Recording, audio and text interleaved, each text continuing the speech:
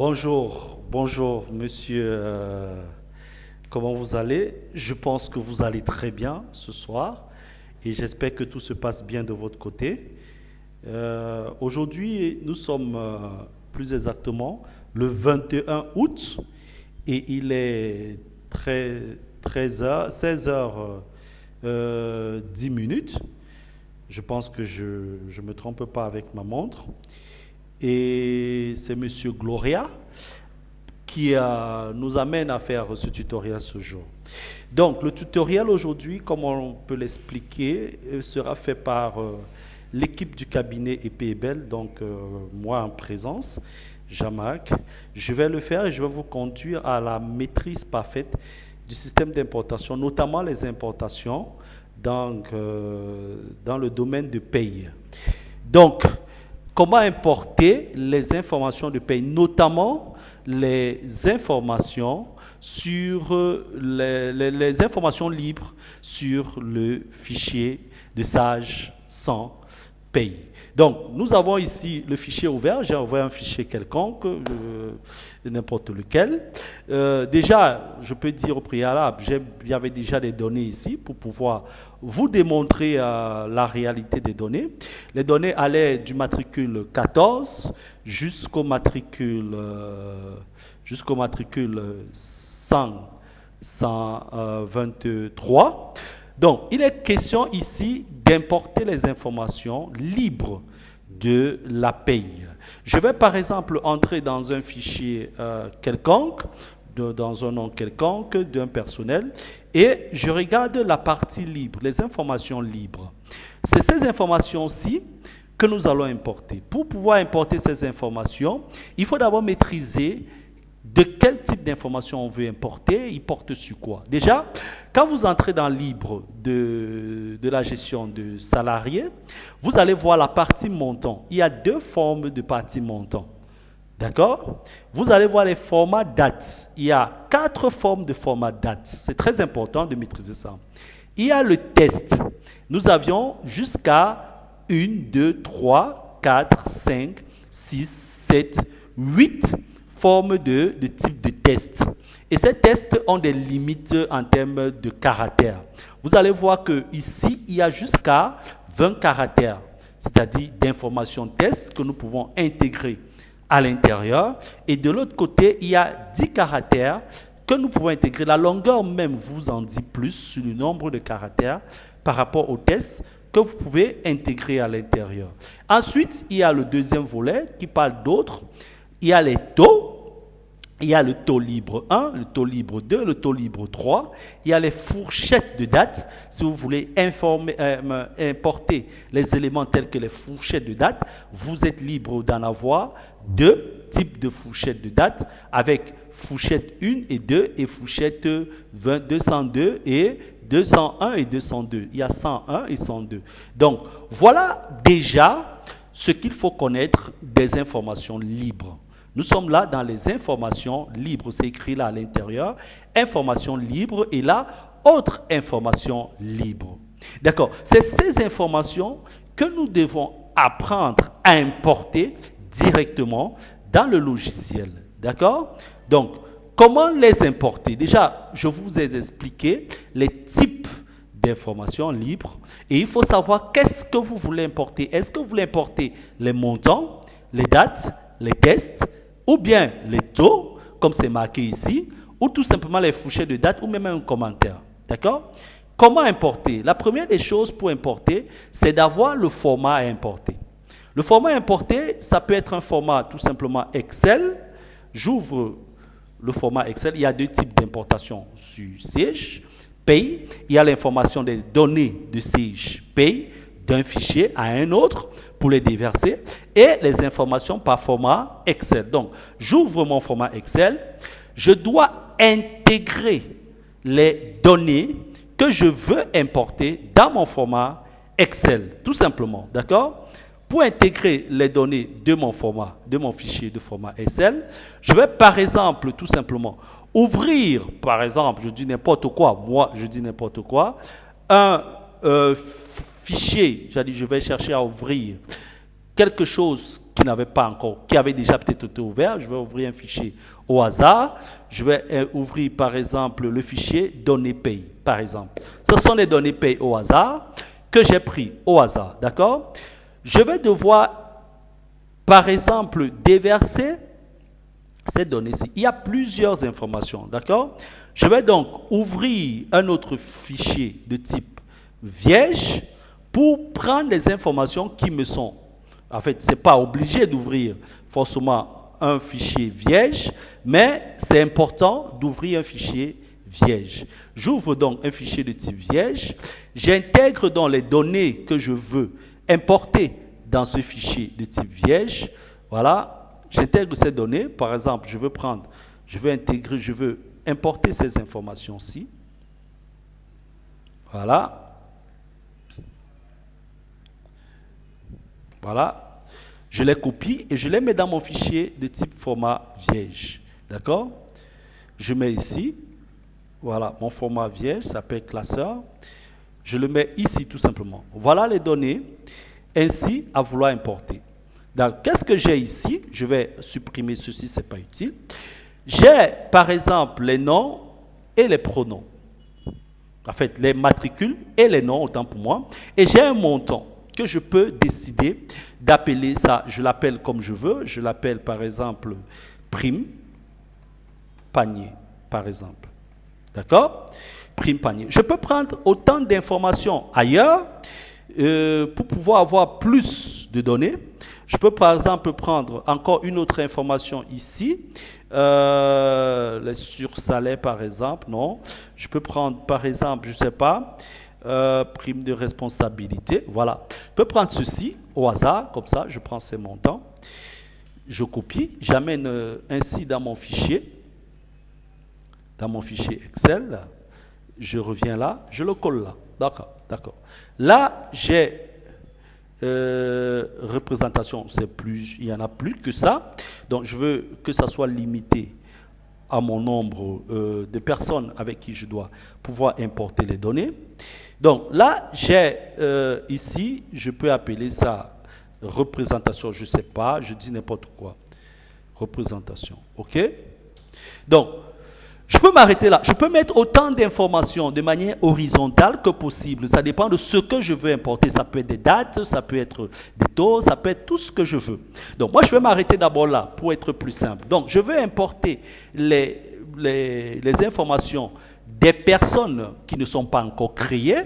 Je peux aussi importer pour ceux qui sont déjà créés. Il suffit de mettre seulement leur matricule et leur numéro. Donc, des personnes qui ne sont pas créées et je vais le mettre dans format libre.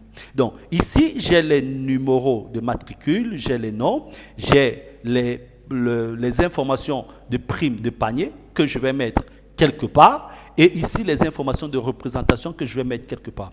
Le plus important, c'est de maîtriser ce qu'on veut importer. On peut importer toute la paye. Ça dépend de vous.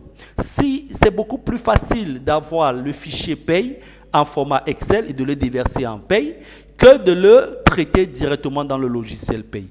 Mais tout dépend de vous. Si vous avez déjà ces données traitées dans le logiciel Excel, dans le fichier Excel, vous pouvez seulement les déporter dans le logiciel paye en un clic. Donc, voilà le principe. Je vais m'arrêter là. J'ai ces trois informations, en fait, ces informations-ci dans ce fichier. Je l'enregistre. J'enregistre ce fichier. Je le mets, par exemple, sur bureau. Je le mets sur bureau. Non, je préfère le mettre dans document. Je l'appelle import document, import information libre paye. Par exemple, ça je paye, autant pour moi.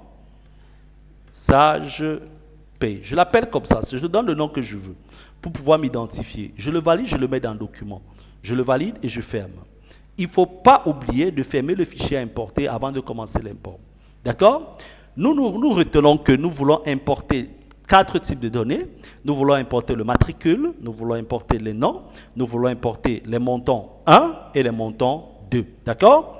Maintenant, quand c'est fait, je viens ici, toujours dans mon logiciel. Comme vous voyez, mon logiciel n'a pas les matricules tels que je les ai importés. Lorsque il y a un conflit de matricule, surtout que c'est un nouveau nom, ça pose un souci.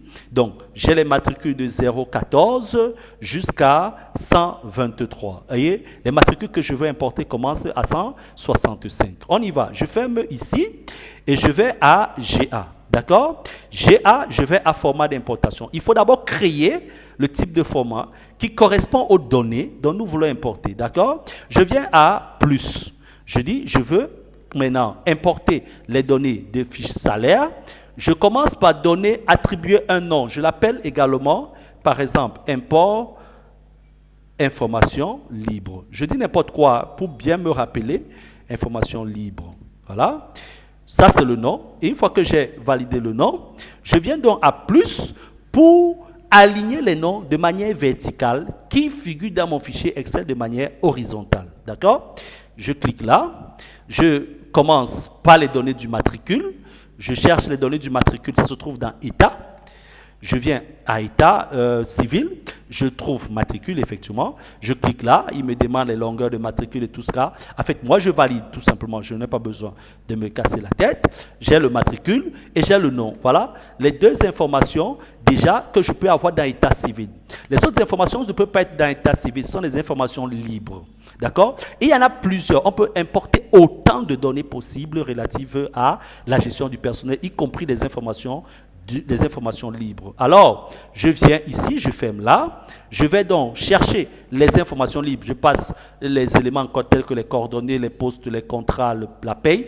Toutes les informations relatives à la paye, je peux les importer. Il suffit de bien les renseigner. Donc, je viens à information libre, zone libre du salarié. Je clique à l'intérieur. Vous voyez ici, j'ai des fourchettes de dates. Il y en a, on avait trouvé 4 fourchettes de dates quand on regardait. Il y a la fourchette de date 1 de début, 1 de fin. Fourchette de date 2 de début, 2 de fin. Les montants 1, les montants 2, les taux 1, 2, 3, les commentaires et les champs alphanumériques de 20 caractères et de 10 caractères. Voilà les informations telles que ça existe dans le format. Maintenant, je veux donc poser une information de montant, par exemple. Il y a aussi les dates tout simplement, comme vous voyez là, par exemple. Donc, je veux poser les montants. Je clique ici. J'ai le montant 1, tout simplement. Je l'importe.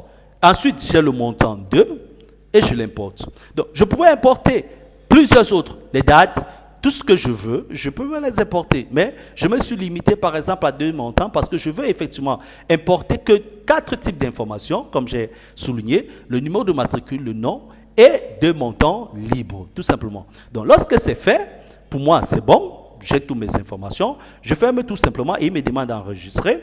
Je l'ai appelé import formation libre et j'ai validé. Donc, il est déjà là, le travail est fait à 99%, il manque 1%, celui de l'importation. Mais souvent, ce 1% là, il pose souvent des problèmes quand une information a été mal renseignée.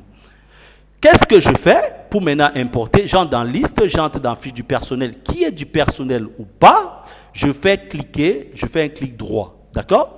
À l'intérieur, je fais un clic droit et je viens sur le importer. Donc maintenant, qu'est-ce que je veux importer? Je vous ai dit qu'il y a 2 types d'importation. Il y a les importations du fichier test qui sont très souvent récupérées à partir du format standard de paye et qui sont déposées dans un autre fichier paye. D'accord?